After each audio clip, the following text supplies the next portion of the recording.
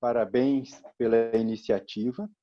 E como a Maria falou, é muito bonito de ver que nesse momento de crise, é muito bonito de ver como nós podemos nos encontrar e compartilhar aquilo que a gente está buscando, compartilhar, de certo modo, o que há de melhor entre nós.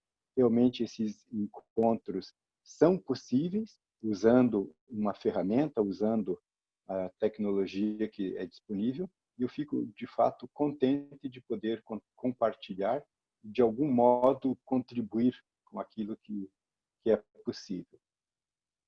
Então, eu tinha conversado com a Cíntia, eu pretendo falar 40, eu nunca sei direito o tempo, mas menos de 1 hora eu espero, para não cansar ninguém.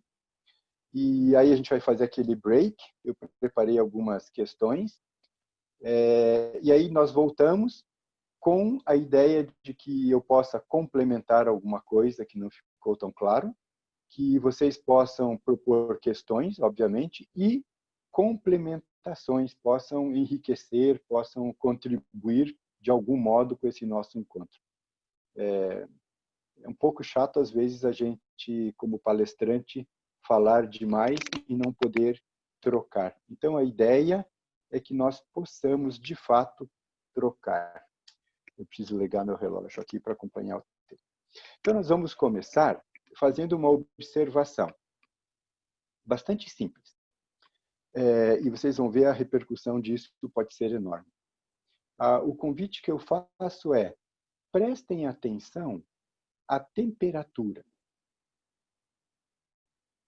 Como é que está a temperatura ambiente? Como é que está a temperatura corporal? Quando a gente foca a atenção na temperatura, nós percebemos, de fato, uma troca. Perceber temperatura é entrar num fluxo. Quando eu sinto frio, se, por exemplo, eu toco a minha mão, a minha mesa, que é de vidro, a impressão que dá é que a mesa é fria. Ou seja, quando eu toco uma superfície fria, flui calor de mim para o ambiente, para a mesa. Quando eu sinto calor, flui calor, temperatura, do ambiente para mim. Então, quando eu presto atenção na temperatura, eu presto atenção numa troca de energia, do corpo com o ambiente, do corpo para o ambiente, do ambiente para o corpo.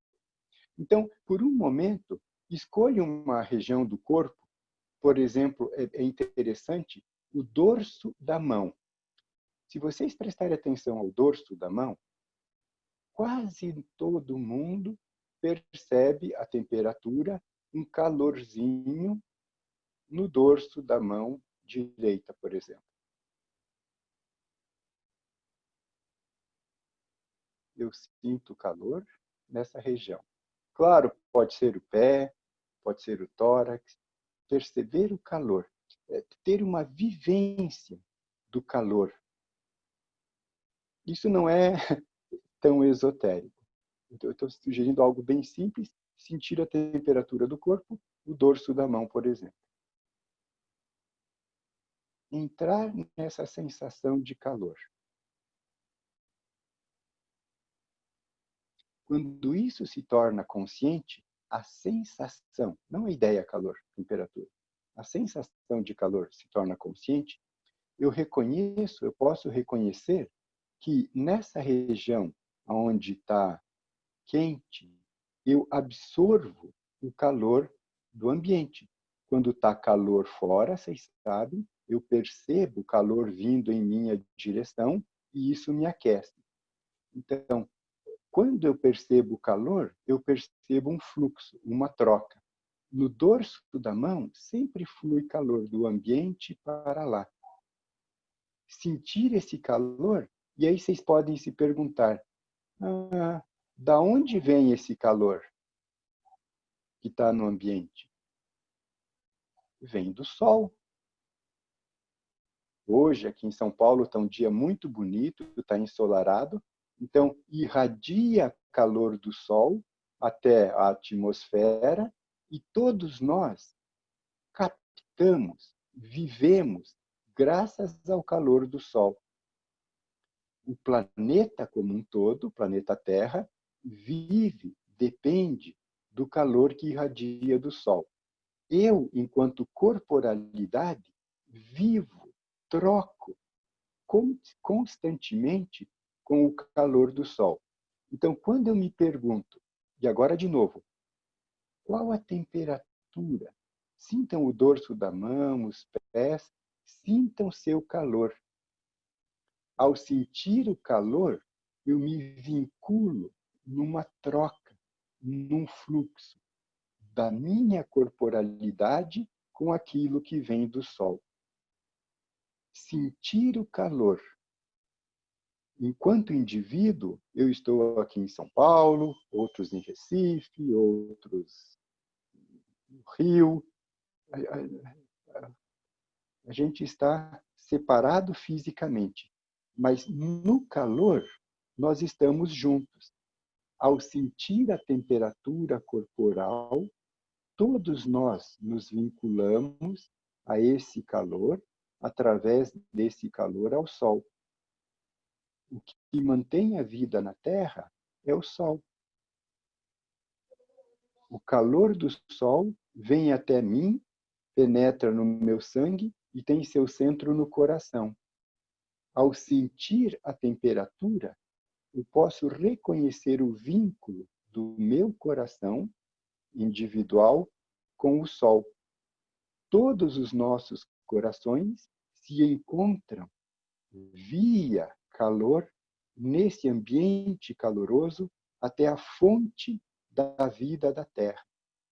Então, eu tenho começado as reuniões assim porque nós não estamos unidos via ferramenta Zoom, que é muito necessária nesse momento para vocês me ouvirem. Mas quando cada um de nós se conecta com o calor, nós estamos, todos nós, unidos, vivendo nesse ambiente caloroso, nesse ambiente solar, nesse ambiente amoroso de doação. Então, prestem atenção no calor, mais uma vez, e sintam a calorosidade, aquilo que flui de nós para o ambiente e do ambiente solar, do ambiente iluminado, até o nosso coração.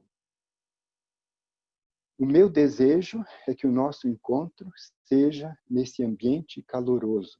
E que quando nós terminemos essa reunião, essa conversa, cada um de nós possa se manter aquecido, encalorado e com vontade de atuar a partir desse calor que cada um de nós leva em seu peito, em seu coração.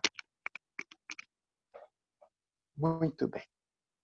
A ideia minha, a minha intenção nesse momento é chamar a atenção de vocês para aquilo que é o mais importante na vida, que é aquilo que eu sou. Quando eu me vinculo a isso que faz de mim humano, aquilo que normalmente eu falo eu mergulho nas fontes de ação, na fonte do agir humano. Então, eu quero chamar a atenção e, de algum modo, nessa conversa, mostrar para vocês como é possível vincular-se a si próprio e, através desse vínculo com eu sou, atuar no mundo. Criar um ambiente humano, criar um ambiente de troca entre humanos é possível, desde que eu me conheça, que eu saiba, que eu reconheça quem eu sou. Antroposofia, a consciência, o conhecimento amoroso do humano. Tomar consciência de que o humano é aquilo que eu sou. Então, a ideia, a minha intenção nesse 40, 50 minutos vai ser mostrar e encaminhar vocês no sentido de um autoconhecimento. E é muito importante, quando eu falo isso, porque eu já fui... chamaram muitas vezes a atenção assim, Quando você fala que é importante o eu, a coisa mais importante do eu, você fortalece o egoísmo. O egoísta, aquele que age visando o bem próprio, ele está afastado de si próprio. Quando eu conheço esse núcleo, eu posso falar assim, que eu conheço aquilo que em mim é melhor do que eu mesmo, eu deixo de ser, eu abandono aquilo que é egoísmo em mim. Fortalecer o eu é o contato, é o reconhecimento do que tem de mais sagrado no homem. Conhecer-se a si próprio e aprender a agir no mundo a partir dessa força puramente humana. Então, a ideia, a título de introdução, como é que eu posso fortalecer o eu? Isso não é um assunto teórico para nós na antroposofia, nós atuamos no sentido muito, muito prático, pragmático. Então, como é que eu faço para fortalecer o eu? Um caminho simples é cuidando do corpo físico. Por exemplo, com higiene. Se a corporalidade está sadia, está bem, o eu se manifesta mais plenamente. Um modo de cuidar do eu é, por exemplo, tomando sol. Levar o teu corpo em contato com isso que mantém a vida na Terra. Uma outra possibilidade de fortalecer o eu é cuidando da vitalidade, aquilo que na antroposofia nós chamamos de corpo etérico. Cuidar dos ritmos, horário para comer, horário para fazer ginástica, ter uma agenda programada durante o dia. Se você faz as coisas ordenadamente dentro de um ritmo, isso fortalece, possibilita a atuação do eu. A mesma coisa, um jeito de fortalecer o eu, é cuidar dos seus desejos, cuidar dos seus impulsos, aquilo que brota na alma e que pode desencaminhar ou me levar por caminhos que nem sempre são aqueles que eu escolhi.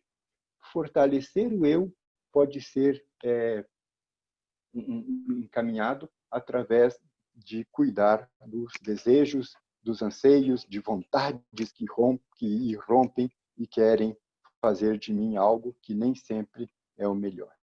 Então, vejam, para fortalecer o eu posso cuidar do corpo físico, do corpo etérico, do corpo astral.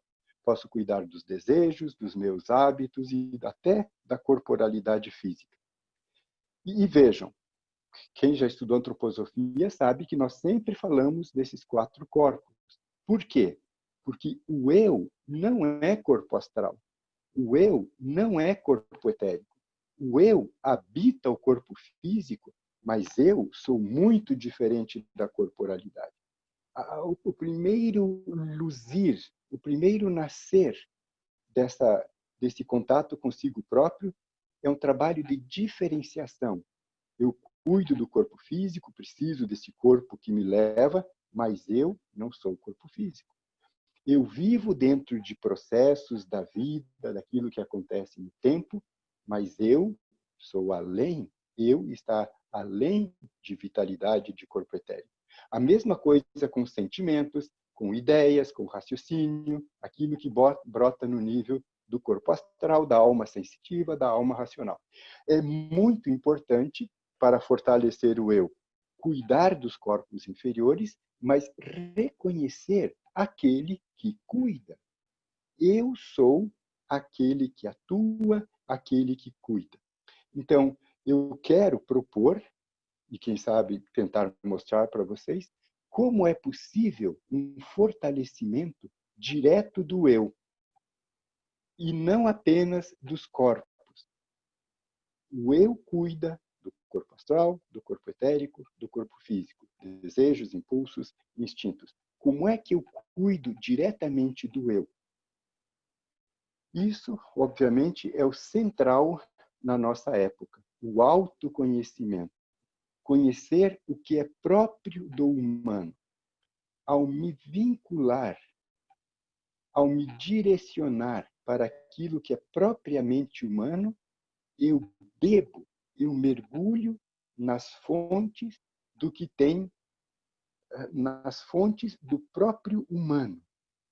Quando se tem uma noção da humanidade, quando se vincula o agir, o existir humano ao que é propriamente humano, o o que surge, e eu vou aprofundar isso, é bondade, beleza e verdade. Então, isso é título de introdução.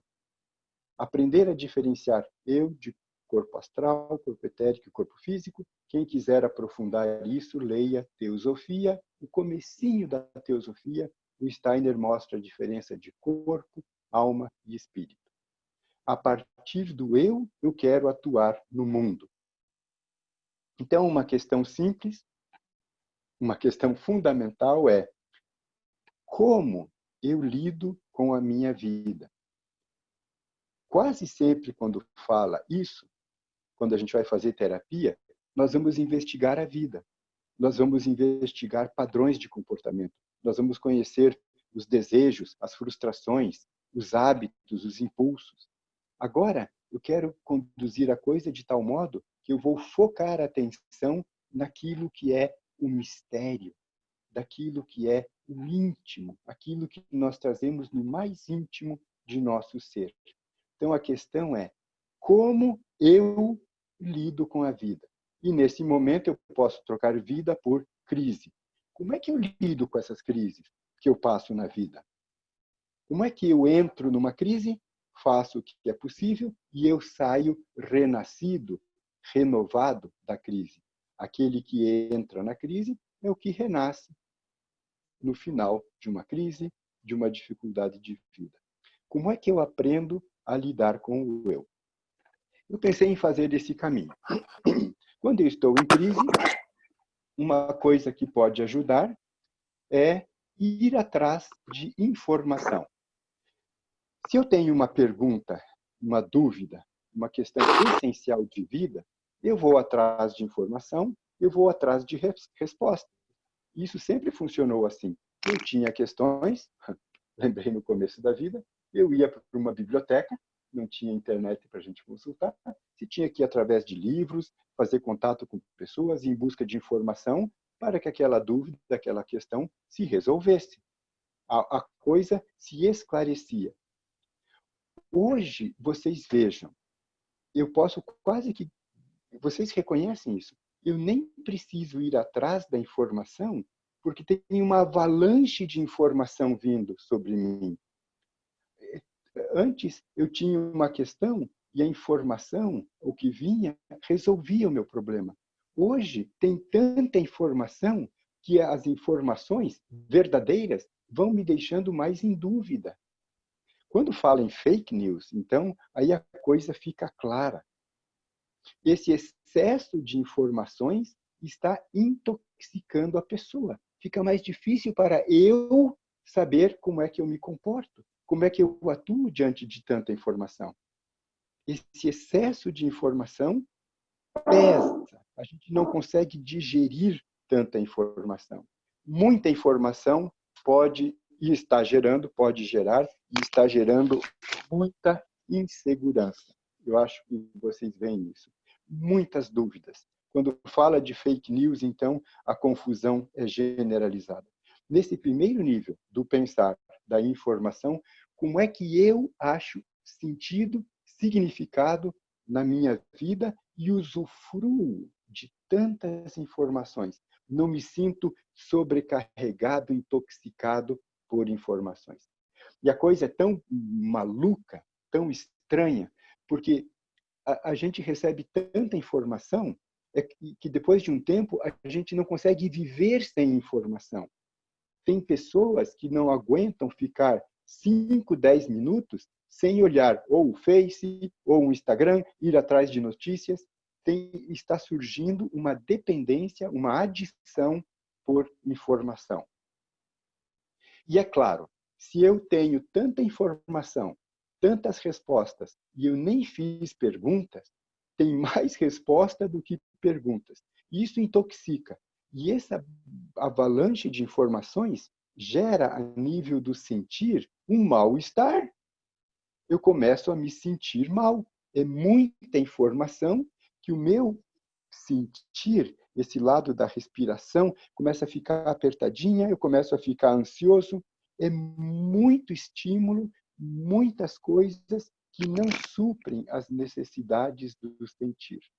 Então, a nível do sentir, a maioria de nós, nesse momento crítico, está se sentindo mal, tem um desconforto.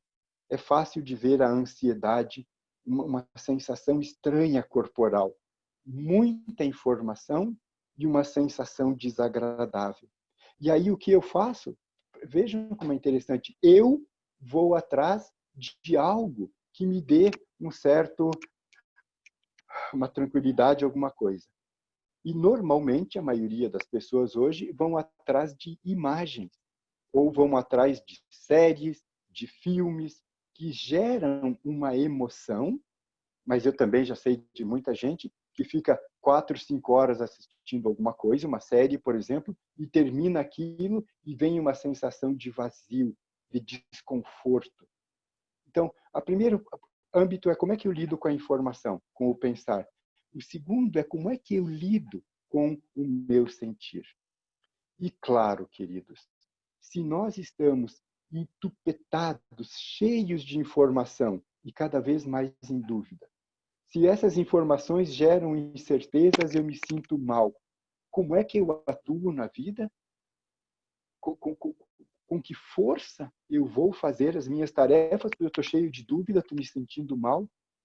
Então, essas dúvidas no pensar, esses incômodos no sentir, tendem a paralisar, tendem a gerar insegurança e medo, e eu ficar contido. E agora está até fácil de falar, porque quando eu me sinto ameaçado, inseguro, muitas pessoas tendem a se isolar, a achar um ambiente seguro, tende a criar mais proteção, mais isolamento para se fechar, se defender. Muitas pessoas, quando estão com medo, tentam fazer planos e planos e planos de segurança para ficar isolados, quietinho, longe das ameaças. Eu estou usando de propósito essa questão do isolamento, e eu não estou falando nada com relação à importância do isolamento social, tudo que é político, tudo que é necessário do ponto de vista higiênico na nossa época. Vocês sabem, quando a gente está amedrontado, muitas vezes a gente fica em casa, fica sozinho e se isola, e aí vem solidão. Lutar com o medo e se isolar não é a atitude melhor. Agora, por outro lado, quando eu me sinto muito amedrontado e acuado, vem a violência. E quando eu vivencio violência, isso tende a piorar a sensação de medo. Muitas pessoas mais violentas se sentem mais amedrontadas. A raiz da violência, na maioria das vezes, é o medo. E, por outro lado, se eu me isolo e sinto sozinho, eu me sinto abandonado. Também começo a sentir medo. Então, lidar com o medo conscientemente é vital nesse momento de crise. Atuar a partir de si. Esse é o meu ponto. Como que eu lido com o pensar, com o sentir e com o querer? Como é que eu escolho? Como é que eu assumo aquilo que é próprio, o que é melhor para mim nesse momento? Vocês vejam, o pensar está cheio de dúvidas e incertezas, o sentir muitas vezes com mal-estar e o agir ou paralisado, acuado, se sentindo abandonado, amedrontado, ou agressivo, violento, revoltado. O eu é o centro da alma. Eu penso, eu sinto, sou eu que atuo. O eu deve ser, eu quero ser o Senhor da minha vida. Eu não posso abrir mão disso. Como é que eu incluo a mim mesmo nesse momento de crise? Para eu habitar, para eu fluir para dentro do pensar, do sentir e do querer.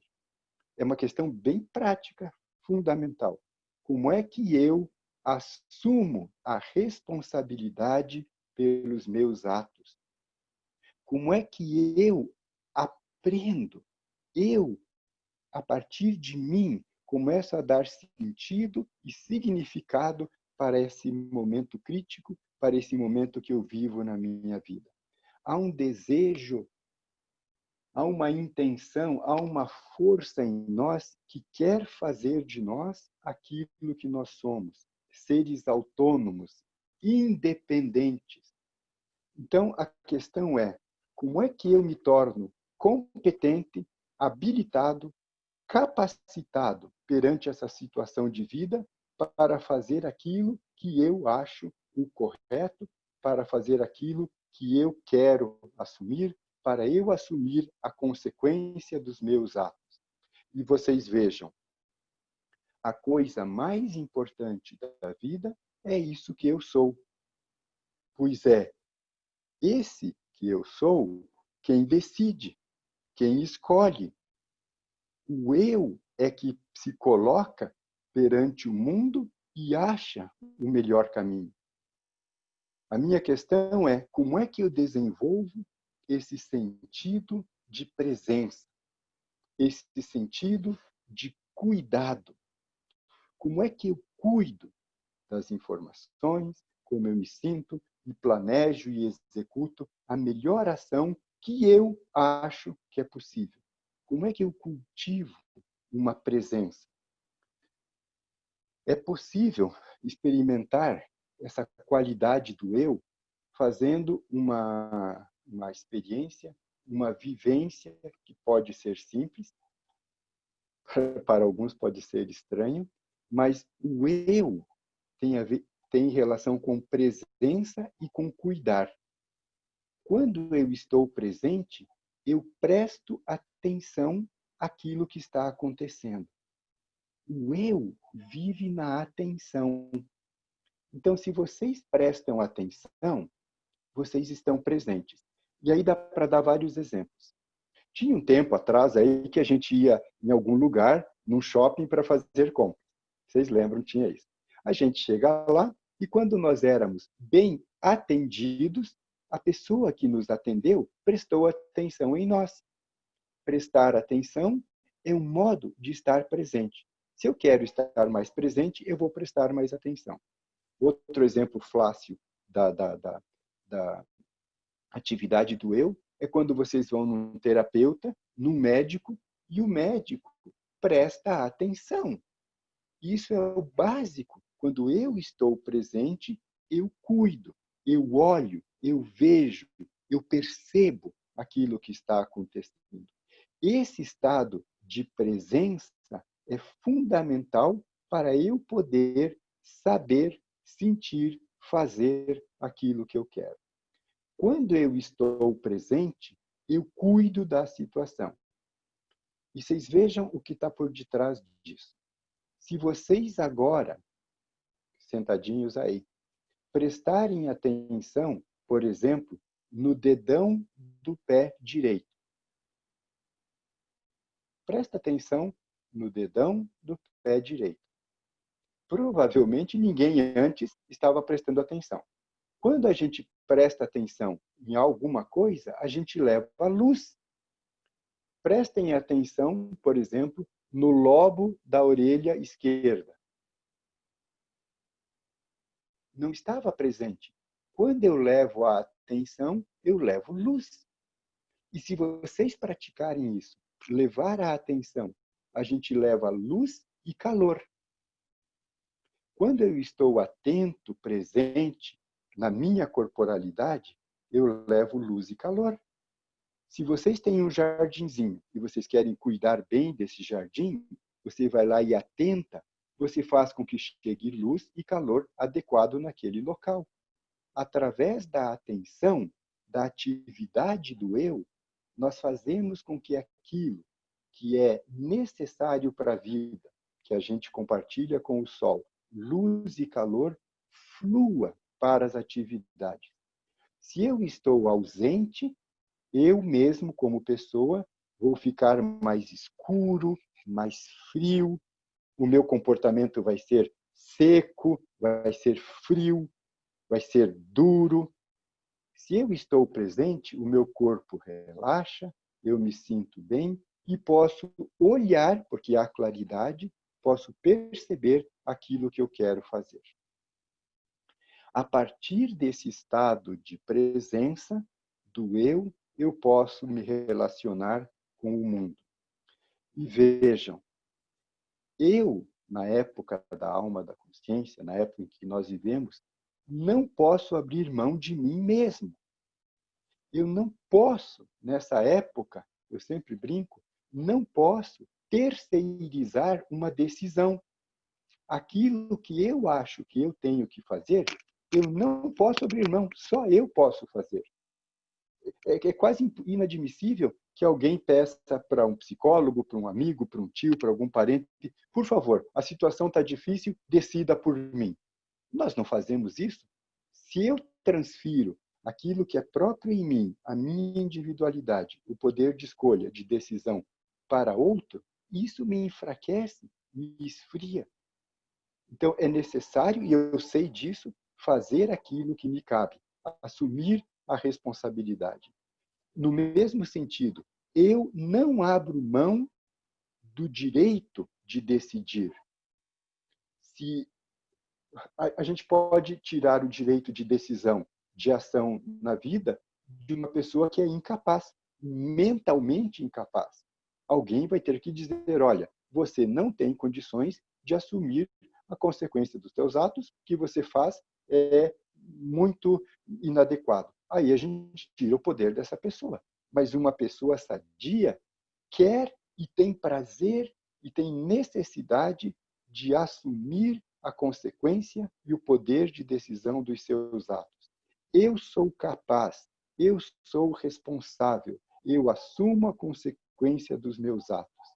Isso é vital na nossa época. Por isso, meditem nisso. A coisa mais importante é esse contato com aquilo que em mim me dirige para a ação. E voltando aos âmbitos da alma. Ai, me desculpa, eu tenho uma rinite. Voltando para o âmbito da alma. Quando o eu está presente a nível do pensar, o que vigora é verdade. Quando eu olho para alguma coisa, eu vejo o que está acontecendo. Pode ser bom, pode não ser tão bom. Mas, a partir desse estado de presença, o que é. Eu olho para a verdade. Eu vejo, eu identifico aquilo que está acontecendo. Eu não deixo algo, não coloco algo para debaixo do tapete. Eu não finjo que não, eu não finjo que não vi. O que eu vejo, eu vejo. Eu tenho a percepção clara do que está acontecendo e vou lidar com a situação. O que é ver a situação e enfrentar a situação, identificar aquilo que está acontecendo, lidar com as coisas com clareza. Quando nós reprimimos ou deixamos de lado alguma situação importante, o eu enfraquece e a coisa que eu deixei de lado pode ser comparada a um bichinho, se eu deixo de lado a um bichão, se eu deixo mais de lado e quero fugir, a um monstro, um dragão. Se eu olho para a coisa, eu vou lidar com a coisa. Lidar com a vida como ela é, com clareza, com verdade. Reconhecer as coisas como são. Se eu tenho dificuldade em algum momento de perceber o que está acontecendo, aí vem a questão da pergunta. Eu pergunto, eu troco ideias, eu dialogo, eu converso com amigos, terapeutas e etc., no sentido de esclarecer. Eu exponho a minha dúvida, exponho a minha pergunta o mais claro que eu puder, o mais organizadamente, através da fala que for possível, eu compartilho uma dúvida clara e as coisas se resolvem. O primeiro âmbito é ser verdadeiro, não abrir mão disso. E, na medida do possível, não mentir. Encarar a situação fortalece o eu humano. O outro âmbito é fazer com que as coisas sejam bonitas. É encarar o mundo com sensibilidade artística, que isso também é possível. Cuidar da casa, nesses momentos que nós todos estamos um pouco mais em casa, arrumar o quarto, arrumar a cama, arrumar a sala, fazer com que fique bonito. Quem tem flores em casa, quem tem um jardim, ou cuidar, fazer com que a coisa seja bonita. Quando eu lido sensivelmente com o que é belo, eu me sinto bem. Com a feiura, eu sempre lembro de um trabalho, é famoso na literatura, uma pesquisa, um trabalho que foi feito nos Estados Unidos, que se chama Janela Quebrada. Não sei se vocês já ouviram isso. Pegaram um carro e deixaram numa cidade muito pobre nos Estados Unidos, um carro abandonado, num bairro muito pobre. Se não me engano, no Brooklyn. Em pouco tempo, esse carro foi depredado. Então, uma dedução foi, gente pobre, gente miserável faz isso com as coisas. A causa do mau comportamento é a pobreza. Pegaram o mesmo carro e colocaram num bairro rico nos Estados Unidos. Passou uma semana, alguns dias, não aconteceu nada com o carro. Aí alguém foi lá e quebrou um vidro, uma janela do carro. E o carro ficou meio maltratado, ficou meio feio. Passado algumas horas, o carro foi depredado igual.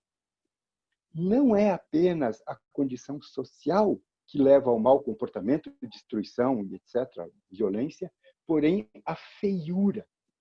Se nós criamos um ambiente bonito, o comportamento é elevado. Eu me sinto melhor num ambiente belo. O eu humano floresce, brota, germina num ambiente belo.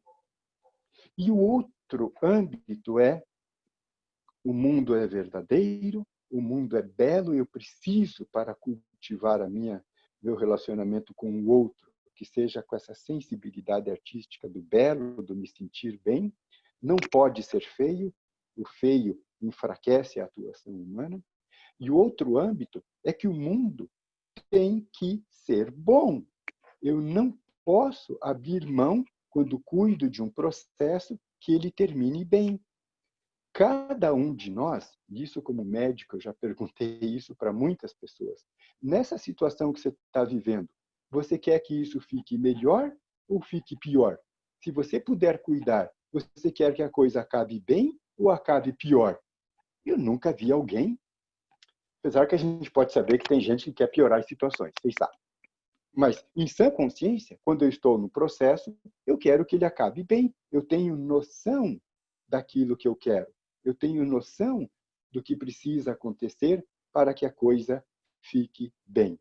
Então, quando eu estou cuidando de algo no momento crítico, se eu estou atento, presente, a coisa vai ficar melhor. Quando eu me ausento, a coisa pode piorar e pode acabar mal.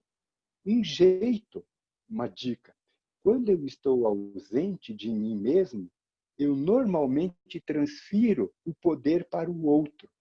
E eu falo assim: você é responsável pela desgraça da minha vida.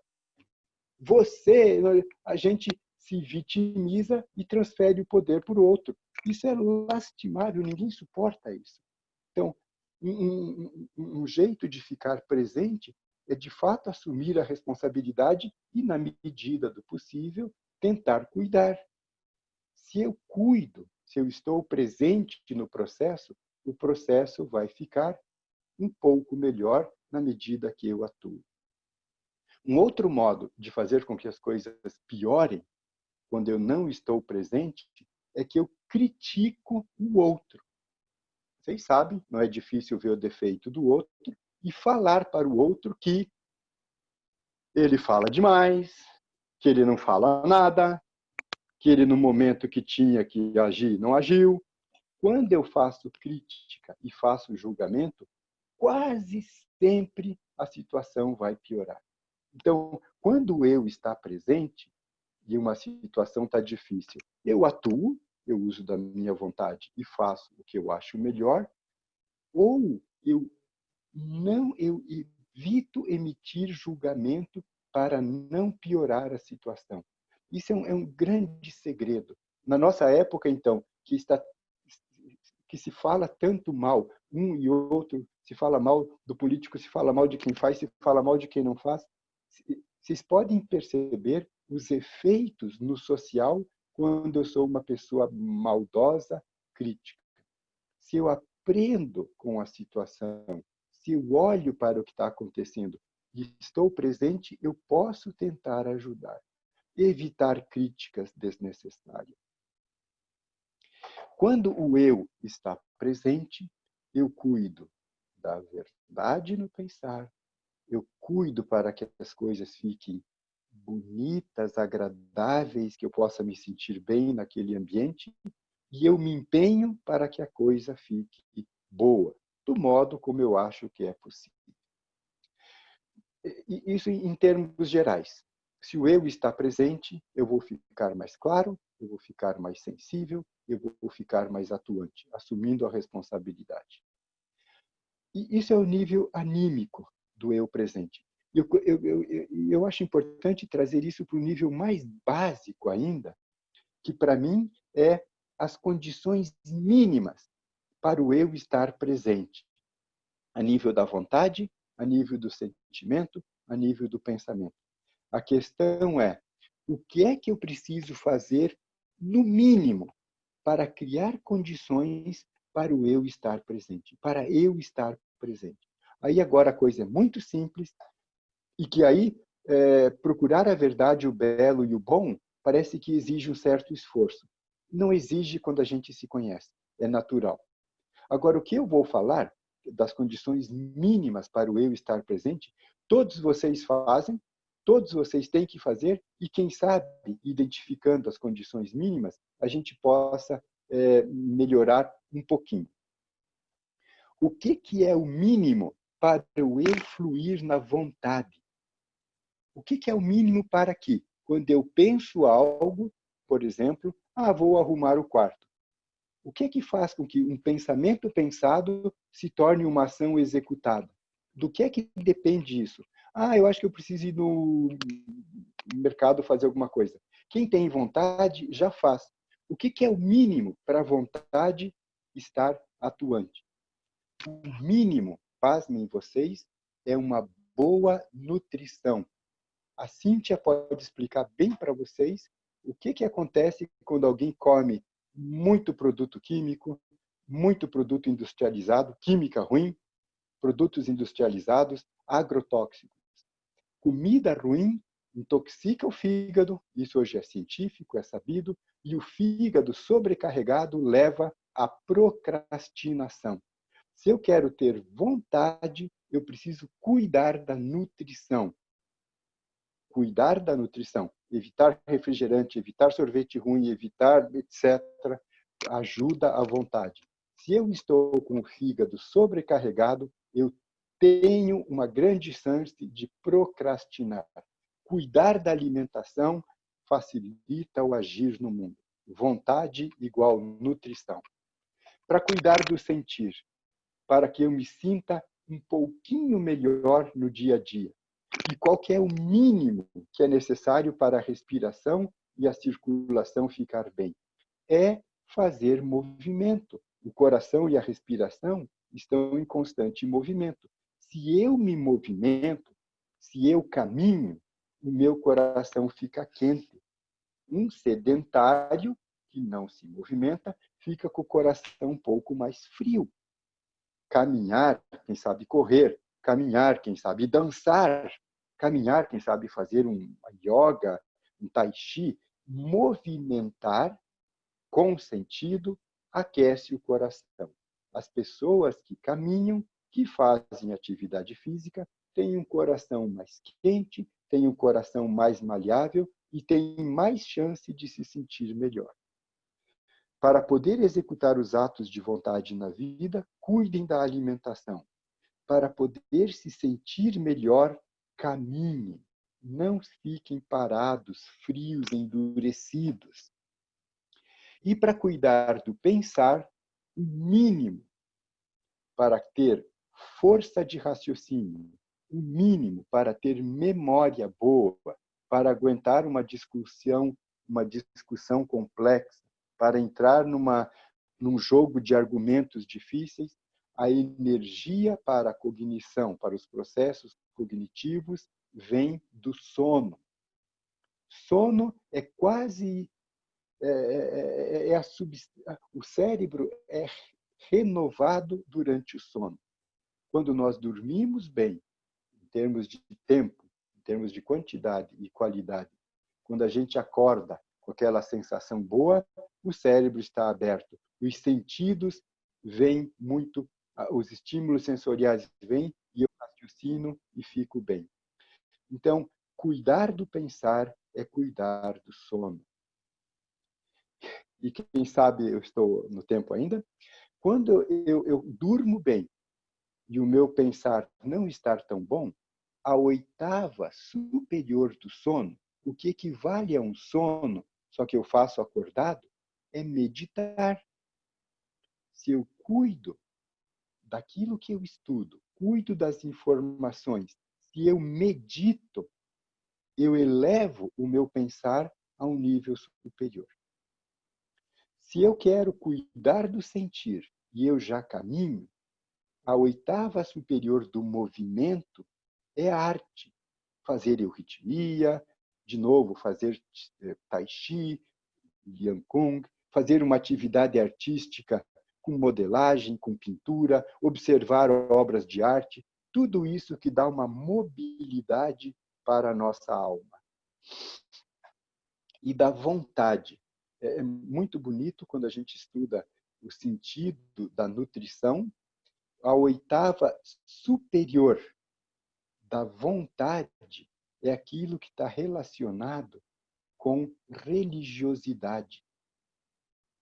Quando eu me alimento, é importante eu me nutrir, mas agora, se eu quero me sentir muito mais alimentado, eu compartilho do meu alimento com o outro.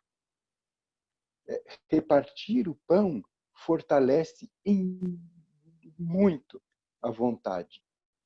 E a gente pode aprofundar isso.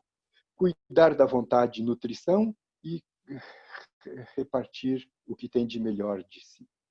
No sentir é caminhar e desenvolver, praticar uma habilidade artística.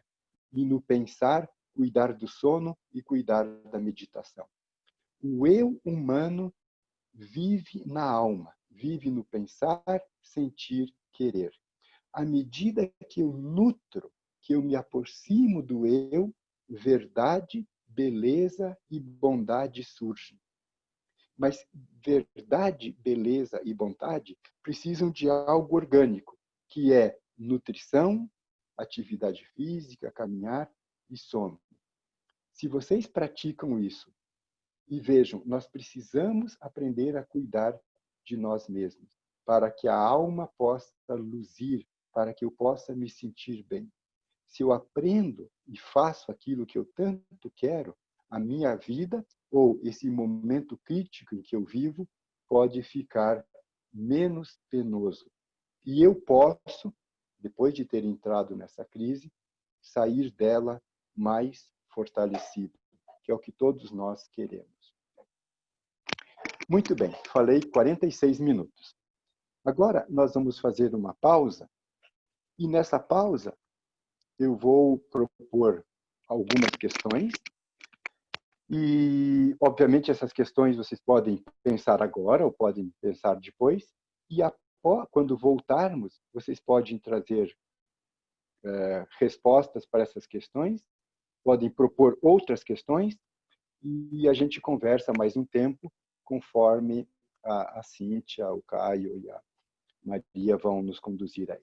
As questões que eu pensei são o seguinte. Primeiro, vocês podem tomar nota aí, porque são questões bem práticas. O que é que eu posso fazer para melhorar a minha dieta? Como é que eu posso cuidar um pouquinho melhor do meu sono? Será que dá para caprichar um pouquinho mais na atividade física? Vocês sabem, a gente tem que comer todo dia, tem que dormir e tem que se mexer. Por mais que seja sedentário, tem que ir no banheiro, tem que tomar banho. Então, em termos de qualidade, o que é que eu me proponho a fazer bem básico? Cuidar um pouquinho da nutrição, cuidar da qualidade do sono e atividade física. O que é que eu me proponho a fazer que eu posso cultivar esses 3 âmbitos? No mesmo sentido, quando esse sentido de presença do que é humano aparece, fica claro para mim os meus objetivos de vida. Por exemplo, fazer alguma melhora, alguma mudança num relacionamento. Vocês podem pensar, qual relacionamento, pode ser familiar, pode ser profissional, qual relacionamento eu quero melhorar? Quem sabe pensar num objetivo. O que eu gostaria de cuidar nesse momento? A gente pode ver nas atividades que a gente faz um âmbito, estudo, ligar para alguém que está um pouquinho deficiente. O que é que eu me proporia a fazer no sentido de assumir? Isso é bem importante, a gente sabe bem hoje em dia, quando eu quero, imagine, melhorar o relacionamento com os meus amigos. Isso pode ser uma meta muito grande. É bom ter claro qual é a meta, mas eu não preciso realizar a meta como um todo amanhã, essa semana. Hoje tem um termo na psicologia chama micro-rotinas ou micro-hábitos. É possível eu fazer algum movimento pequenininho, só que eu faço no sentido de me conduzir à meta, isso dá uma sensação maravilhosa. É possível fazer uma mínima mudança no sentido do que eu gostaria. O exemplo para isso é, muitos jovens querem reformar o mundo, cuidar das questões ecológicas. Mas o primeiro passo, eu acho que vocês já ouviram isso, é arrumar o quarto. Se eu coloco o meu quarto em ordem, tem uma chance real de eu estar fazendo algo real no sentido do que eu quero. Então, uma outra pergunta é, que âmbito da minha vida eu gostaria de cuidar? Tornar tornar uma meta, um objetivo claro. Depois do intervalo, eu pensei 3 exemplos práticos que fortalecem, que atuam diretamente, do ponto de vista antroposófico, no eu. Então, agora a gente vai ter 15 minutos de pausa. Eu não sei se a Maria ou a Cíntia vai assumir para conduzir esse momento aí. Maria, Fabrícia voltou? Não, ainda não. Ainda não, Cíntia. A gente consegue colocar o reloginho? Vamos tentar. Tá. Mas aí, se a gente não conseguir, são 16h55, é isso? Para todo mundo? Isso, 16h55. Então, a gente volta às... 17h10. Isso. Aí, Tá. a sugestão é que mantenham o vídeo e o áudio fechados, mas não desconectem, não saiam da palestra, tá bom? Tá. Derblay, obrigada. Até daqui a pouco. Tá bom. Até daqui a pouco. Muito obrigado. Bem, quando a gente volta a atenção para o eu sou, no dia a dia, aparentemente, isso tem uma pequena repercussão. Para a consciência de vigília, para a consciência habitual nossa, aparentemente a gente não dá muita bola, muita atenção para aquilo que eu sou. A gente observa as coisas do mundo, a gente presta atenção ao que está acontecendo na vida e, habitualmente, a gente não presta atenção a si próprio. Por exemplo, vocês estão olhando para uma tela. Vocês podem descrever o tamanho da tela, podem descrever as cores que estão na tela, vocês percebem o movimento que está na tela. E aí, raramente, alguém percebe quem está percebendo.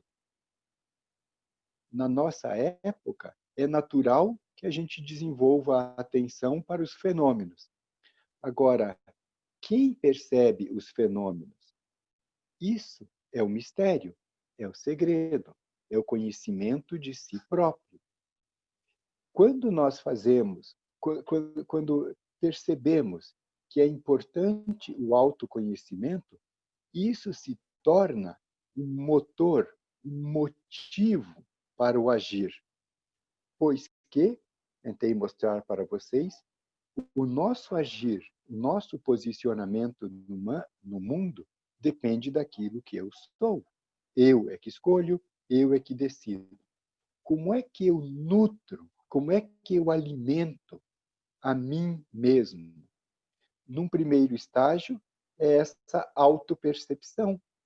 Olhar para um objeto, uma mesa, uma cadeira, uma árvore, e perceber quem observa. Isso é um trabalho meditativo. O que é que eu sou?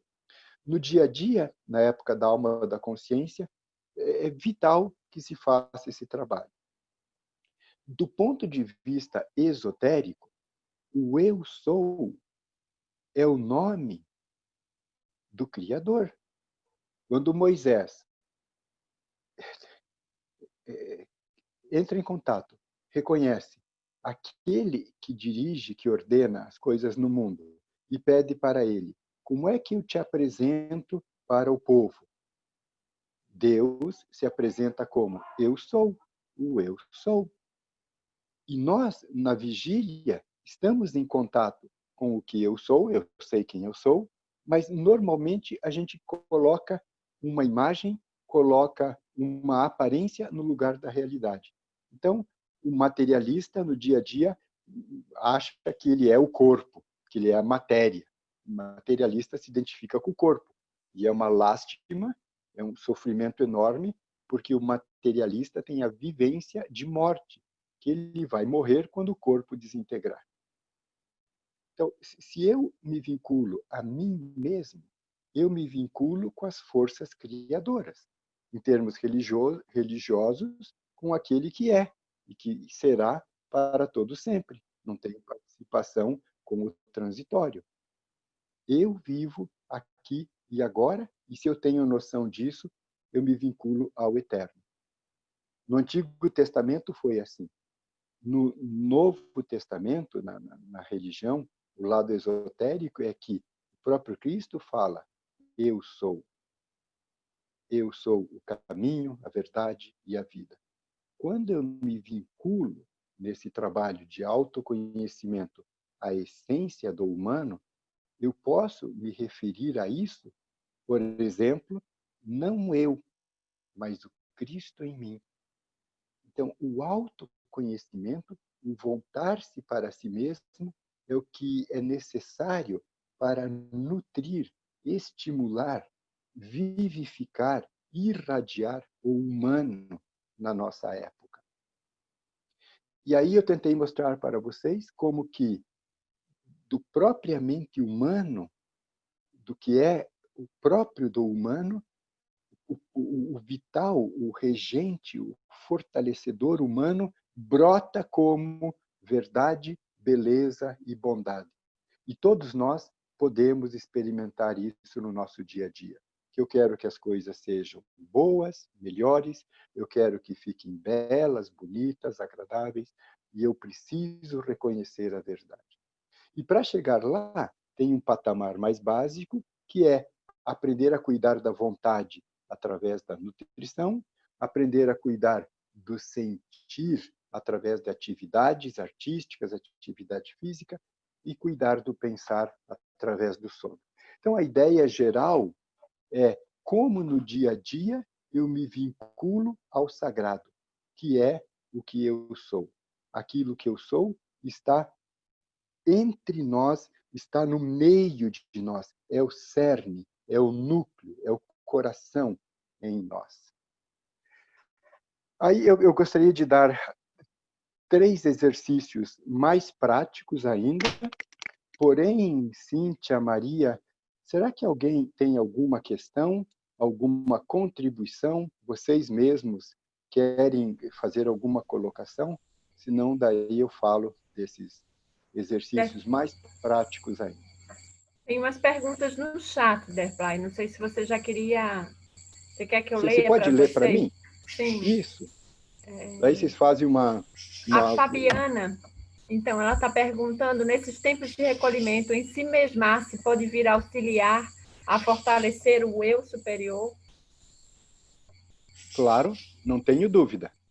O caminho interior, o caminho de autoconhecimento é assim. Ele exige momentos de introspecção.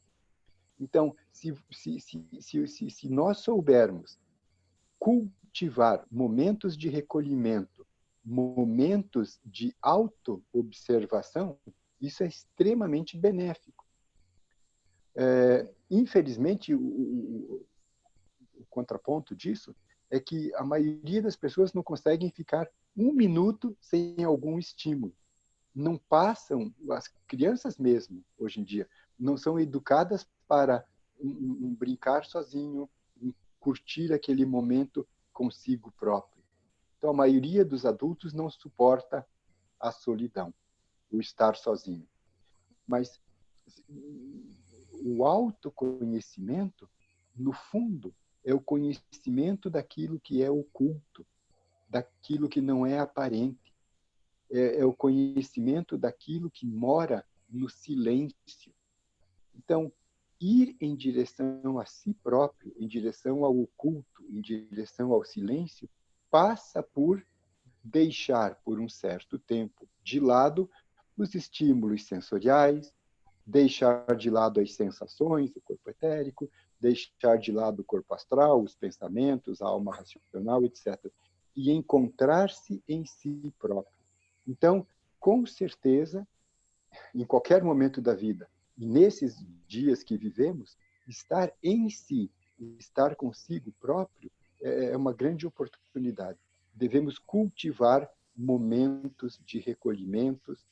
E lembrei que, quando Steiner descreve aquela meditação que ele chama calma interior, ele começa assim: cultive momentos de recolhimento. Deixe por um certo momento de lado os pensamentos, as preocupações e volte a atenção para aquilo que é o essencial.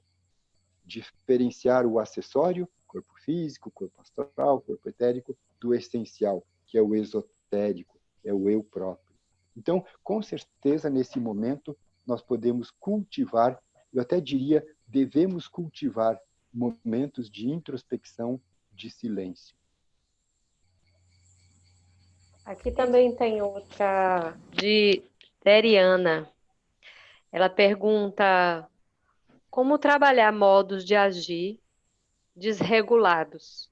Comer demais, jogar lá na infância. Eu acho que É uma boa questão, né? Que isso aí poderia ser como cultivar o corpo astral, né?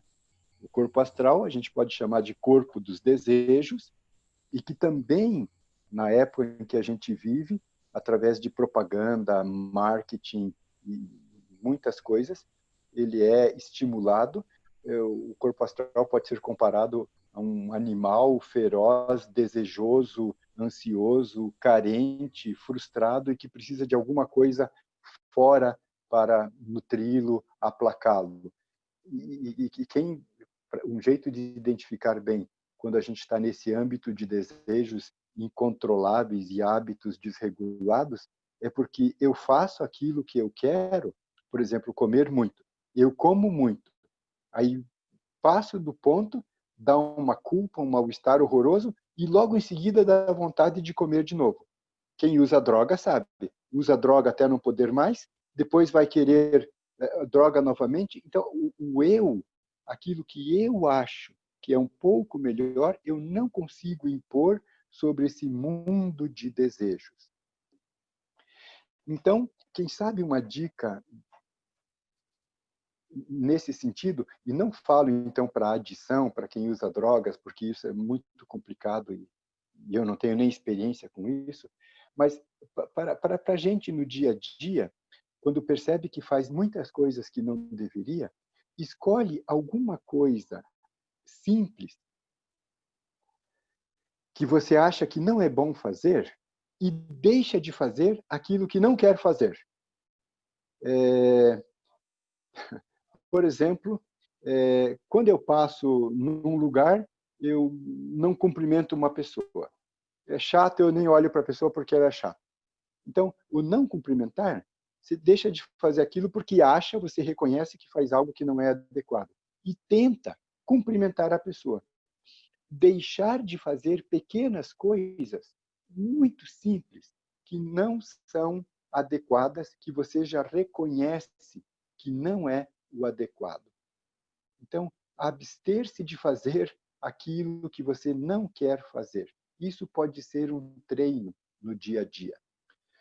E o outro modo, que é o exercício que eu queria falar para vocês, vou falar agora, que é o modo do eu ganhar frente sobre o corpo astral, do eu se assenhorar das ações, é o exercício colateral da vontade, que a gente chama assim na antroposofia. Em um determinado momento do dia, 2 da tarde, 3 da tarde, você estipula antecipadamente um determinado horário e se propõe a realizar um ato bem simples. Por exemplo, quem usa óculos, retirar o óculos com a mão esquerda e recolocá-lo com a mão direita. Você faz algo muito simples. Quem tem aliança, retira a aliança num determinado horário e coloca novamente. Realiza algo, fazer algo tão simples como, pode ser bater o pé no chão 3 vezes às 15h30. Faz isso durante 30 dias e vocês verão como que a vontade é fortalecida, como que a procrastinação é deixada um pouco de lado, como é possível realizar aquilo que eu quero. Então, um modo que eu vejo para criar um certo controle nesses desejos é abster-se de fazer aquilo que não quer fazer. E, por outro lado, em algum momento do dia, fazer algo muito simples. E a outra coisa que está surgindo, que já existia no ambiente antroposófico e agora está entrando no âmbito da psicologia, é o que eu já falei antes, que são micro-rotinas, micro-hábitos. Se você, por exemplo, quer parar de fumar, se você quer fazer algo muito grandioso, aprender línguas, se quer aprender várias línguas, então não dá para fazer tudo aquilo amanhã, nessa semana. Então você se propõe a executar uma coisa bem pequenininha, visando aquele objetivo maior. Eu quero estudar japonês, italiano, francês, inglês e russo.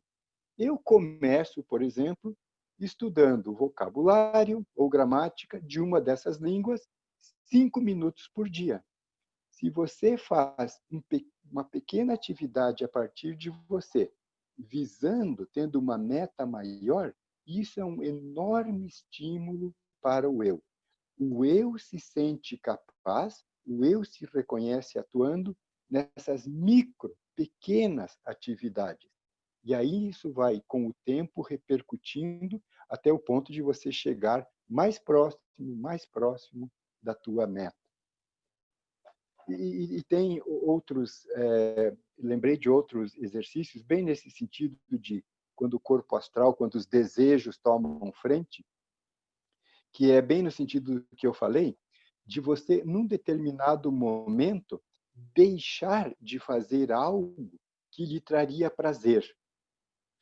Por exemplo, você pega um ônibus, uma lotação para ir para algum lugar, o metrô aqui em São Paulo, você entrou no metrô e, naquele momento, que seria muito mais confortável sentar, você se propõe a fazer aquele percurso 3 minutos, 5 minutos, nada que cause desconforto, mal-estar ou prejudique alguma situação, mas você se propõe, você se priva de um conforto por um pequeno espaço de tempo.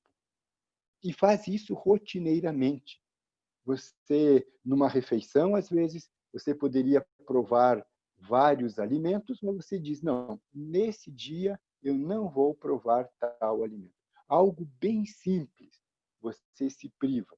Quando eu contenho, eu abro mão de realizar um desejo instantaneamente, é o eu que está atuando. Então, fortalecer o eu permite controlar, colocar esse mundo de desejos no seu devido lugar.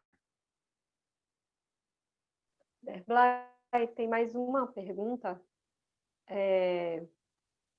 Como lidar, foi Maria, como lidar com aqueles inúmeros pensamentos, aqueles que invadem a nossa mente, mesmo quando não queremos pensar em determinado assunto? Claro, esse é o nosso dia a dia, né? Também com a modernidade, na época que nós vivemos, a gente vive com a mente super, hiper, ultra sobrecarregada. E aí os pensamentos brotam. Lembrei daquela expressão que eu adoro, que os budistas falam, da mente macaco, que fica pulando de um pensamento para o outro, de um pensamento para o outro, sem um objetivo definido, exceto buscar comida e buscar sexo.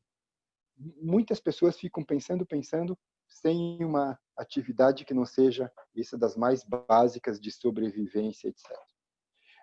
Eu lembrei agora, Maria, de um exercício, parece um mundaréu de pensamentos que nos invadem, que eu chamo e que é assim, chama SSBB.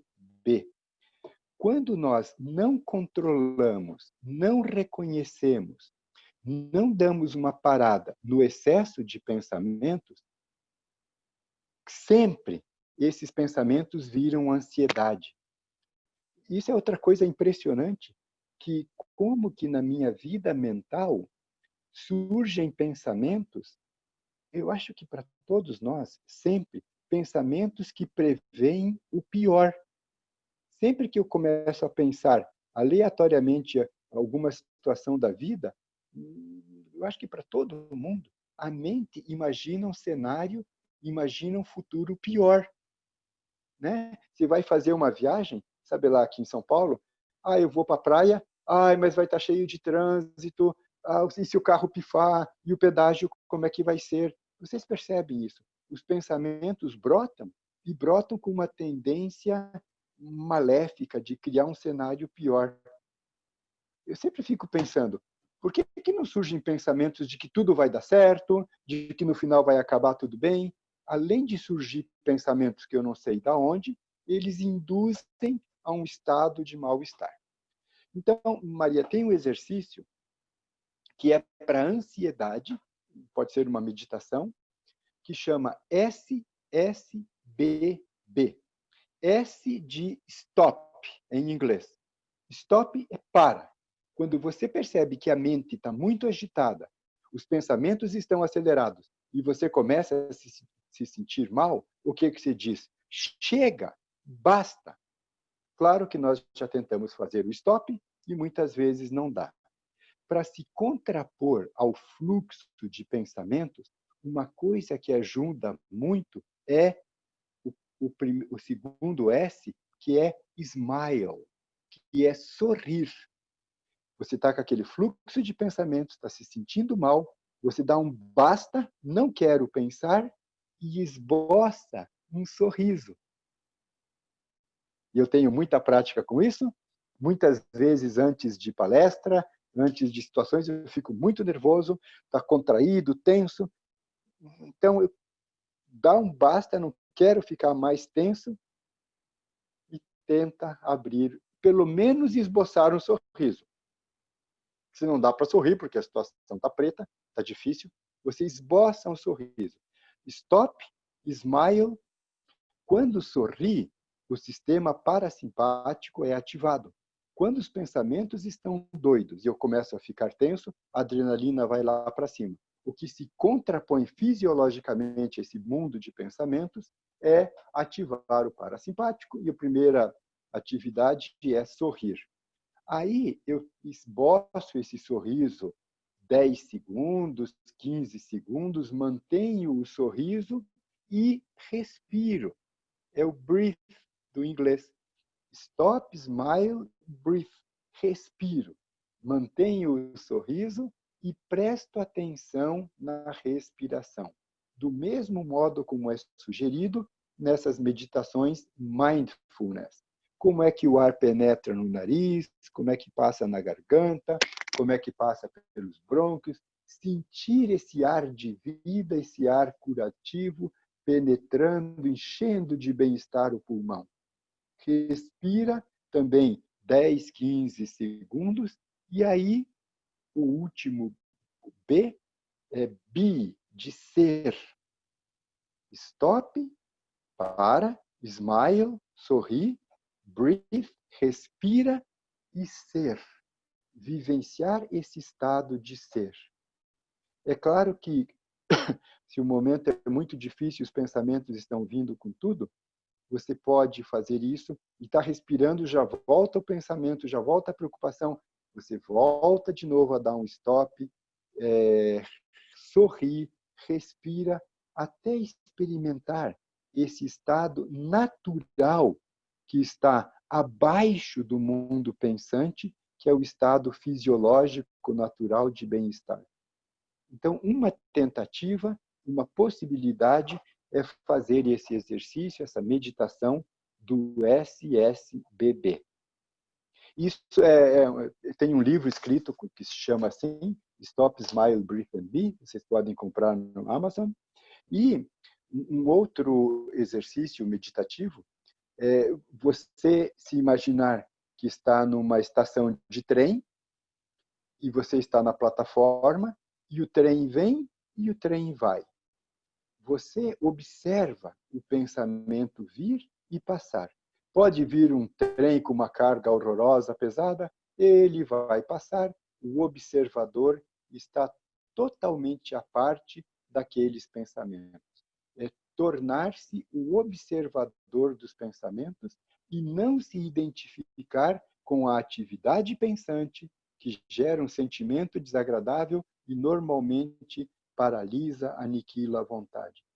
Perceber-se como observador ou sentir-se nesse estado, reconhecer-se nesse estado de atenção, aberto, amoroso, que permite que um pensamento venha e logo em seguida ele vai, e se vem outro. E a calma interior é reconhecer-se como aquele que observa, aquele que acolhe, aquele que permite que um pensamento surja e vá. E isso eu também, o trabalho meditativo permite que a gente observe esse mundo de pensamentos que constantemente vem e vai, vem e vai. Se eu foco naquilo que é próprio do humano, os pensamentos deixam de incomodar tanto e acabam, com um certo tempo, ficando mais orgânicos e não tão atabalhoados e complexos. Mas é realmente uma questão da nossa época, vital, aprender a controlar, observar, acolher, lidar com esse mundo de pensamentos. Pergunta essencial essa, vital da nossa época. Derblay, até agora ninguém enviou mais pergunta. Tá bom. Eu queria falar de um outro exercício, uma outra atividade que o Steiner sugere, no sentido de fortalecer o eu. Ir direto ao ponto, não cuidar só do corpo físico, corpo etérico, corpo astral, mas fazer algo diretamente com o eu. Esse exercício colateral, que é chamado exercício colateral da vontade, normalmente quem conhece antroposofia está habituado, sabe desse exercício. E no mesmo, que é um exercício direto para o eu, tem um exercício que é fazer algo bem simples, com muita presença. Quando o Steiner sugeriu isso, era numa época em que as pessoas ainda escreviam muito. Então, quando você vai escrever uma carta, quando você vai fazer um relatório à mão, o Steiner falava, você presta muita atenção ao modo como você escreve. Um ato muito simples, escrever. Ficar totalmente presente. Se você quer intensificar esse exercício, os que ainda escrevem, quando você está escrevendo, você se propõe a mudar a forma de uma letra. Normalmente você faz o E corrido, quando, por um período de tempo, você quer estar plenamente presente numa coisa que é habitual, você faz um E como se fosse um E maiúsculo na letra cursiva. Outra coisa que ajuda muito essa presença, e é o mesmo sentido, fazer algo muito, muito simples com a mão esquerda. Que um exercício também é praticar a escrita com a mão esquerda, que exige uma presença enorme. Nesse sentido, pode ser escovar os dentes com a mão esquerda. Fazer algo que é habitual, um pouquinho diferente e com muita presença. Nesse sentido, vale regar um jardim, lavar a louça, mas às vezes colocar o sapato, guardar uma roupa, observando detalhes e com muito, muito, muito cuidado. E se a pessoa, obviamente, é canhota, ela tenta praticar algo com a mão direita, inverte, porque o esforço, a necessidade vai acontecer. Então, prestar muita atenção a alguma coisa que faz habitualmente. No mesmo sentido, a pessoa pode, como médico, durante uma consulta, eu vou ficar o máximo presente ao tom de voz da pessoa ou à fisionomia. E eu posso levar isso para casa. No encontro familiar, eu vou prestar atenção ao gesto de alguma pessoa. Ficar muito atento a uma atividade que normalmente não exige tanto. Esses exercícios, eu acho que eles devem, o SSBB, ou esse de prestar muita atenção, eles podem ser feitos diariamente. Por quanto tempo? O tempo que, quanto mais tempo, melhor. Esse exercício de ficar muito atento, com certeza é um exercício de memória. Não é tão poderoso quanto a retrospectiva, que é o exercício básico de memória, pensar o dia para trás, do último acontecimento para o primeiro, mas mudar a forma da letra. O exercício da memória, esse pode ser usado como exercício da memória no seguinte sentido.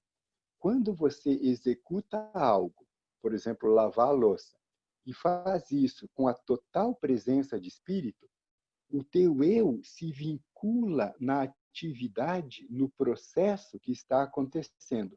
Quando eu estou presente, com o calor da presença, com a luz da consciência no processo, o processo é vitalizado. Então, o corpo etérico é vitalizado pela presença.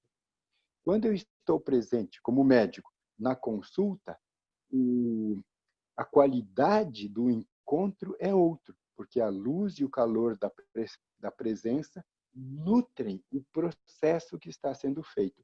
A mesma coisa vale quando a gente faz pão, quando alguém está sovando pão, fazendo pizza em casa, e está fazendo aquilo presente, a qualidade, o produto final é totalmente diferente se eu estou ausente. Então, realizar um processo, e isso pode ser feito 3 vezes por dia, 3 vezes por semana, 5 minutos. Quanto mais tempo, quanto mais dedicação a si próprio, melhor. E vocês podem ler, lembrei, tem um livro da editora Antroposófica, uma palestra maravilhosa do Steiner, que é esse aqui, ó, A Educação Prática do Pensamento. É um livro que eu sempre volto a ler. A Educação Prática do Pensamento, da editora Antroposófica, que tem uma série, vários exemplos, esse que eu lembrei agora, de fazer algo, cuidar de um processo extremamente presente durante um momento. Isso fortalece o eu e vitaliza o corpo etérico. Então, isso é um exercício central, uma atividade central que vai direto ao fortalecimento do eu. E quem sabe, para encerrarmos, mais uma dica, que é quando você se volta para si próprio, habitualmente a gente se identifica com o corpo, se identifica com a biografia, se identifica com os padrões, com esses corpos inferiores. E quando acontece essa identificação, parece que é muito bom dar importância para isso que você está percebendo de si próprio. Importar-se com você mesmo. Importar-se com o tipo de pensamento que você pensa. Valorizar. Levar a sério a sequência de pensamentos que vem. Ou quando tem um sentimento estranho. Importar-se, valorizar, reconhecer que aquilo que você está sentindo tem um sentido, tem um significado, envolver-se consigo próprio. E por quê? À medida que eu começo a reconhecer, a valorizar, a me importar comigo mesmo, isso transborda e eu começo a me importar com o meu parceiro, a minha companheira, o meu filho, o meu amigo, o meu paciente, etc. Importar-se com o outro. Tratar o outro ou tratar a si próprio como se fosse algo muito valoroso. Não tratar com descaso, não desconsiderar a opinião, a presença do outro. Importar-se com os encontros, importar-se com os relacionamentos. Reconhecer que através dessa carne, desses ossos, desse músculo, tem algo sagrado, tem algo que é o propriamente humano. O autoconhecimento é básico, porque eu tenho que conhecer, eu preciso me conhecer, eu não posso abrir mão disso. E à medida que eu valorizo a mim mesmo, isso pode transbordar para os meus amigos, para os meus companheiros, isso que está ao redor. O autoconhecimento é fundamental para a boa convivência social. Ok, dear friends, eu acho que está bom, hein, Cíntia? Blay, eu posso te pedir uma última coisa? Claro. Você podia trazer uma orientação para a meditação da calma interior. A calma interior está naquele livro. Está naquele livro Como se adquire o conhecimento dos mundos superiores. São os livros que eu estudo e é o primeiro exercício, é a primeira orientação que o Steiner dá nesse livro. Ele fala da veneração. Você só pode adquirir conhecimento do superior se você venerar. E logo em seguida, ele fala desse exercício da calma interior, que visa diferenciar o que é acessório, corpo físico, corpo etérico, corpo astral, do que é essencial, do que é o oculto, do que é o misterioso, do que nos vincula ao eterno, que é o observador. Então, no exercício de calma interior, você se propõe, num momento do dia, a ficar quietinho, parar de prestar atenção ao que é acessório, parar de prestar atenção à luz, aos barulhos, à preocupação do dia, e se volta para aquilo que vai surgir na tua alma. Você presta atenção a esse pensamento, aquele pensamento, mas nesse momento de calma interior, você dirige a tua atenção para o observador. Reconhecer-se como aquele que vê, aquele que percebe os eventos. O eu percebe os pensamentos, o eu percebe os processos, o eu, sensações, corpo das sensações, o eu percebe o físico. Identificar-se com o eterno. Os pensamentos vêm e vão, o eu continua. As sensações vêm e vão, o eu continua. O corpo físico a cada tempo é renovado, o eu é o elemento constante, é a fortaleza, é o ponto de apoio mais firme que nós podemos encontrar. Então, esse exercício, essa meditação da calma interior é voltar-se para o essencial, voltar-se para o eterno, reconhecer-se a si próprio. É isso. Bom, Muito bom, foi muito bom. Muito obrigada. Muito obrigado. Muito bom. Obrigada por você ter vindo. Espero que não demore muito para a gente se reencontrar, né? Ótimo. Que seja muito bom para todos. É o meu desejo. Só para dar um último aviso, a semana que vem, a aula que a gente vai ter vai ser com o Ronaldo Perlato, que ele vai falar sobre o destino humano individual e o todo. Então, você está convidado também, se você... Como é que você Ótimo. está para você vir aqui? E muito obrigada mesmo. Muito obrigado. E aqui no chat, assim, as pessoas falando, muita gratidão, até pessoas de Portugal estão falando. Agradecendo, obrigada a todos de Campinas, muita inspiração. Um abraço bem caloroso. Um abraço bem caloroso. Obrigado, Ângela. Obrigado. Obrigada. Muito bom. Deixa eu ver aqui.